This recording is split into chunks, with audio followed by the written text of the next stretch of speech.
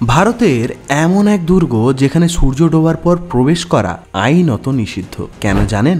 এক ভাঙাচোরা দুর্গ, ভানগড় ফোর্ট। বাইরে থেকে সাধারণ একটা ধ্বংসস্তূপ মনে হলেও এর চারপাশ ঘিরে আছে ভয়ের আবহ। স্থানীয়দের বিশ্বাস দুর্গটা অভিশপ্ত। কিংবদন্তি বলে ভানগড়ের রাজকন্যার প্রেমে পড়েছিলেন এক তান্ত্রিক। রাজকন্যাকে নিজের করতে তিনি কালা জাদু ব্যবহার করেছিলেন, কিন্তু সেই জাদু বুমেরাং হয়ে তার জীবনই কেড়ে নেয়। মৃত্যুর আগে তান্ত্রিক নাকি এই দুর্গকে অভিশাপ দিয়েছিল, এখানে আর কোনো প্রাণ টিকবে না। তারপর থেকেই নাকি দুর্গের ভেতর রাতে অদ্ভুত আওয়াজ শোনা যায়।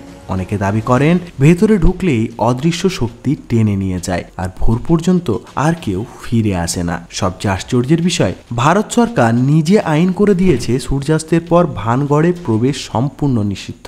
কারণ আজও পর্যন্ত যারা নিয়ম ভেঙে ঢুকেছে তাদের কেউ আর বেঁচে ফেরেনি। ভানগড় ফোর্ট কি একটা কেবল লোকগাথা, নাকি সত্যিই এখানে আজও ঘুরে বেড়াচ্ছে অভিশাপের ছায়া?